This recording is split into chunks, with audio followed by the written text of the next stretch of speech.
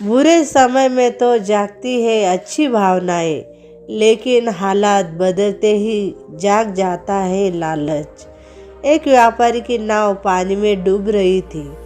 तभी व्यापारी को एक मछुआरा दिखाई दिया। उसने मछुआरों से कहा कि मुझे बचा लो, मैं तुम्हें मेरी पूरी धन संपत्ति दे दूंगा।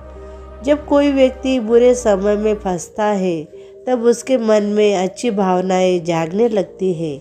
वह अच्छे काम करने का मन बनाता है और सोचता है कि हालात ठीक हो जाएंगे तो सभी बुरे कामों से दूर ही रहेगा।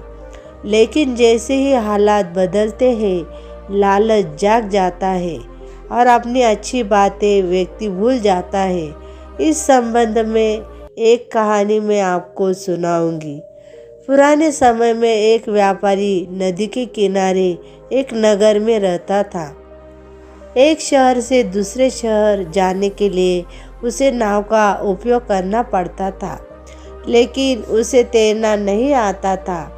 एक दिन वह नदी के रास्ते दूसरे नगर जा रहा था। नदी के बीच में उसने देखा कि उसकी नाव में पानी भरा रहा है।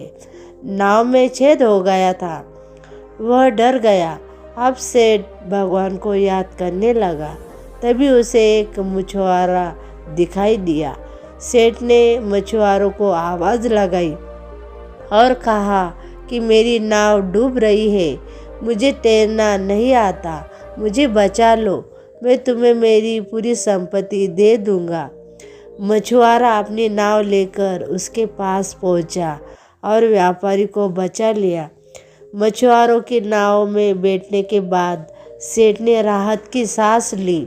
अब वो सोच रहा था कि उसने मछुआरों से कहा कि भाई, अगर मैं तुम्हें मेरी पूरी संपत्ति दे दूंगा तो मैं अपने जीवन यापन कैसे कर पाऊंगा। मैं तुम्हें पूरी तो नहीं, लेकिन आधी संपत्ति दे दूंगा।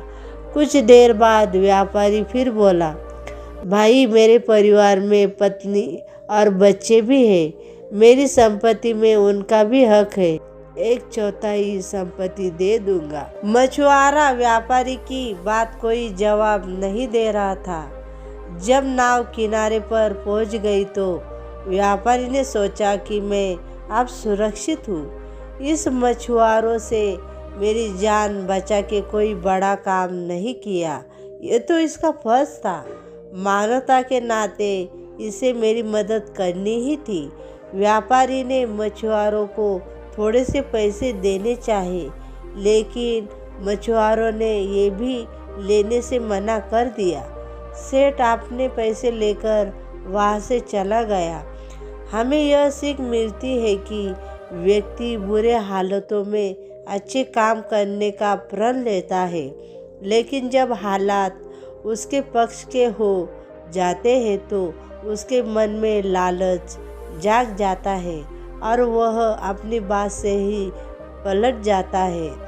ये कहानी आपको अच्छी लगी तो लाइक कीजिए और चैनल को सब्सक्राइब कीजिए।